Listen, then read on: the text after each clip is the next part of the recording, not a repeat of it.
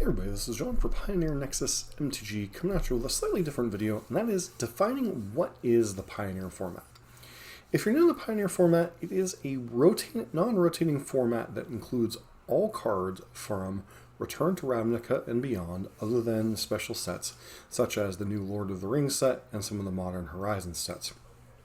This means it's a format that you can kind of choose a deck and learn to play it, and it doesn't change, but also doesn't include a lot of the older cards in Magic the Gathering, so it might be a little bit more affordable than some of the other options such as Modern or Legacy. What makes this format a little bit unique and different is how Wizards has decided to manage the ban list. Right off the bat, they decided to ban all fetch lands, which enabled cards such as Deathrite Shaman and some of the delve spells such as Treasure Cruise and Dig Through Time to be playable in the format instead of being banned immediately as they are in Modern and Legacy. While there are a number of other cards on the ban list, this was specifically the choice that Wizards made, that fetch lands would not be legal in this format. Now obviously there are things such as Fabled Passage, Terramorphic Expanse, and those kind of cards, but they're a lot less powerful than just straight fetch lands, but that is one of the huge differences in the Pioneer format. Another thing that sets apart the Pioneer format is card accessibility. Now, these being cards from the last 7-8 years of Magic, they're a lot more accessible than cards that are 10, 15, 20 years old.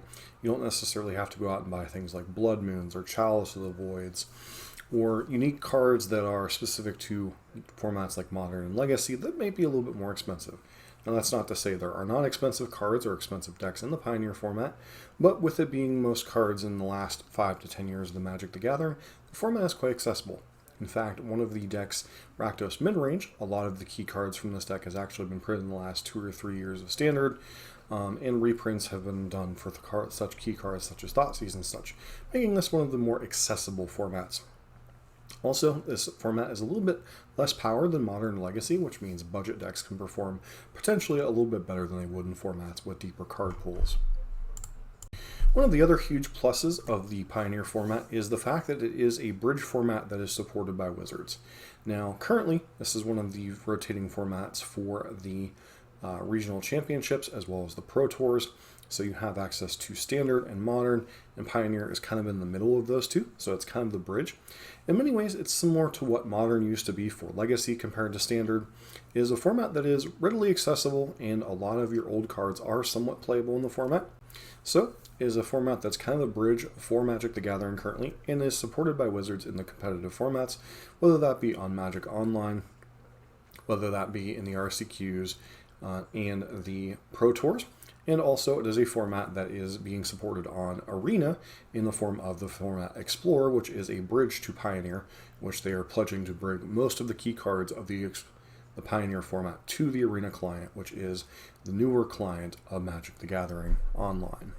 Finally, one of the biggest things for the Pioneer format is the fact that there is almost an archetype for everything. There are dedicated combo decks, there are aggressive decks, there are mid-range decks, there are control decks. So in effect, there are all of Magic's key archetypes are kind of covered, whether it be combo decks such as Lotus Field combo and Greasefang combo, whether it be aggressive decks such as humans, spirits, rogues, angels, etc.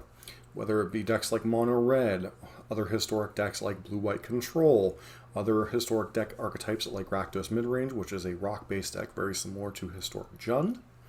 This format has a little bit of everything. Now, one of the downsides of the format that we'll talk about in different videos is the fact that there is a lot of ships in the night kind of things with the format, with there being a couple interactive decks such as Blue-White Control and Rakdos, but a lot of decks are just trying to execute simply what they're trying to do. But that can be both a strength and a weakness in the format, depending on what you prefer in a format. Pioneer is one of the more exciting formats, and this channel is exclusively devoted to Pioneer, and I figured we would do an intro to the Pioneer format. We have a couple other videos coming up guaranteed for that. We have a discussion of the cards on the ban list, and decks you should be readily aware of if you're getting into the Pioneer format. If you like these kind of videos, don't forget to like, comment, subscribe, and I'll hope to see you for our next video.